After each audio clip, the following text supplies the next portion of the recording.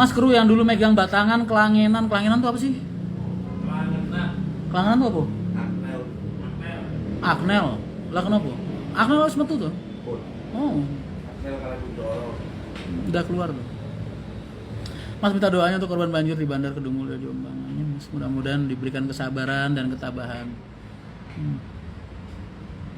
Kalau setiap bulan makan lele jamban nggak boleh. Di warung tuh nggak ada daging-dagingan, nggak ada. Kita bisa makan sesuatu yang berdaging itu paling ikan, lele. Kalau daging nggak bisa, ayam nggak ada. Paling bisa kalau lagi paingan tuh pasar, belanja sendiri, masak sendiri.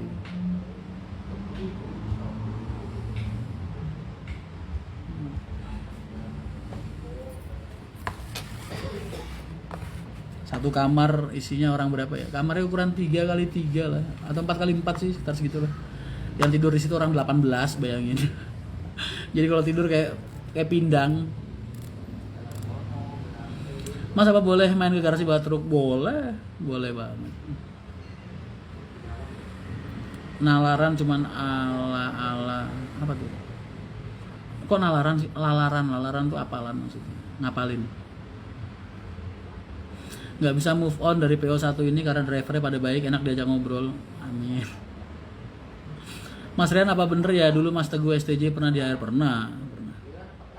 Dulu lama dia Jalan Solo. Terus ada masalah, terus sudah karena masalahnya berat jadi nggak bisa kembali.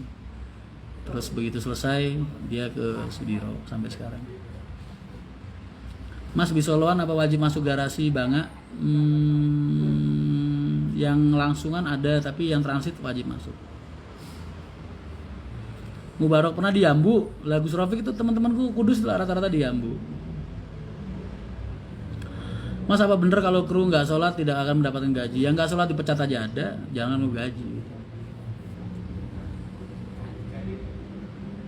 Mas boleh nadoman Mas, aku terakhir Amriti, aku naik Alfalah keluar, naik Alfiah keluar, aku kelas 2 Sanawi itu dulu. Itu udah tak apalin tahun 2002 berarti. Kamu tanya sekarang hilang sudah.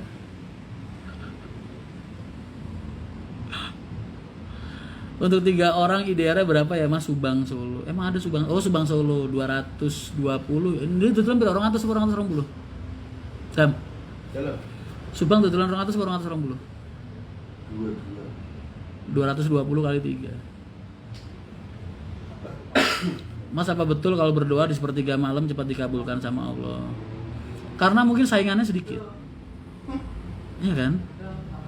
Sepertiga malam yang terakhir itu kan nggak setiap orang bisa melek.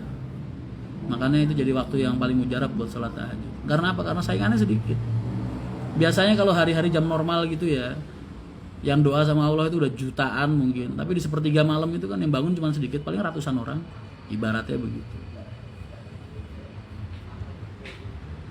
Mas kapan alumnian Ponpes Kediri? Aku tiap haul datang ke Kediri kok. Mas Rian mau tanya, kalau bawa rombongan bis pariwisata masuk boleh silakan, tapi kasih tahu dulu biar ada persiapan. Driver SWOS 194 Hercules Solikin Beneficia, insya Allah semua driver HR tuh ramah-ramah. Diberhentiin satpam nggak Mas kalau masuk garasi bawa truk? Enggak, yang penting ya izin dulu lah. Aku udah izin sama Mas Rian, pengen numpang sholat atau numpang apa gitu. Truknya suruh naruh di dalam aja gitu. Bilang gitu aja.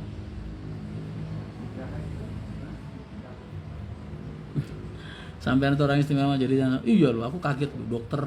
Dokter ahli neurologis apa tadi? Mana kartu nama itu? Istrinya dokter bedah plastik. Mobilnya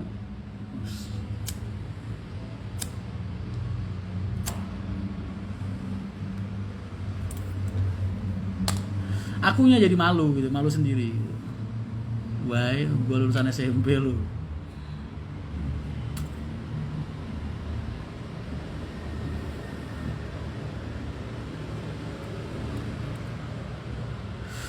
Bos kapan main? Mas jangan bos. Kapan main ke garasi Pak Haji Yayan Kuningan? Insya Allah secepatnya. Atau mungkin besok bisa ya mampir ya. Mas kalau sholat tahajud tapi belum tidur itu gimana? Nggak boleh, karena salah satu syarat sahnya tahajud itu kamu sudah terlelap, walaupun cuma 1 menit 1 detik gitu doang, itu udah bisa. Itu kan syarat. Bedanya syarat sama rukun itu, kalau rukun itu adanya di dalam ibadah, kalau syarat itu adanya di luar ibadah. Contoh syarat sahnya sholat apa, itu kan di luar ibadah tuh, berarti syarat. 1, wudu mungkin, terus kok mungkin 1 wudu, Islam, balik, tamis, berakal. Tapi kalau rukun berarti di dalam ibadah. Contohnya apa? Niat, berdiri jika mampu, terus apalagi banyak lah, Fatihah, terus ya situlah. Pokoknya intinya kalau rukun sama syarat itu bedanya gitu. Syarat itu adanya di luar ibadah, rukun itu adanya di dalam ibadah.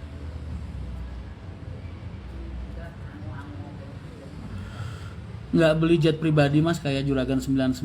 Gua punya duit 300 miliar, daripada gue pakai jet pribadi mending gue buat banyakin anak-anak yatim asuhnya bapak itu, buat bikin pondok di mana-mana, buat bikin masjid di mana-mana. Itu kalau gue pribadi loh, karena nggak ada gunanya. Ntar tahu-tahu di akhirat gue diajak totalan sama Allah.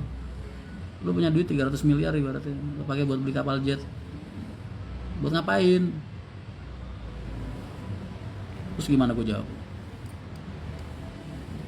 Jadi hidup itu yang penting bermanfaat aja. Pelosok ke Bare jauh nggak mas? Deket, 1 jaman lah.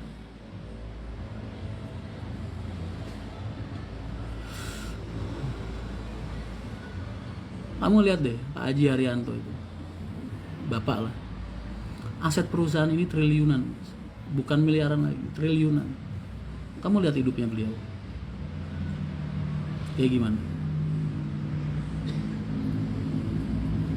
Udah nggak miliaran lagi asetnya Pak Haji Haryanto itu, triliunan. Cuman kita lihat pola hidup beliau setiap hari seperti apa, kesederhanaan beliau seperti apa. Bukan orangnya pelit, bukan. Cuman beliau bener-bener tahu secara persis mana yang bermanfaat, mana yang tidak. Bermanfaat itu takarannya bukan buat diri sendiri, tapi bermanfaat di mata Allah dan juga tidak bermanfaat di mata Allah. Itu patokan buat diri beliau itu selama ini seperti itu.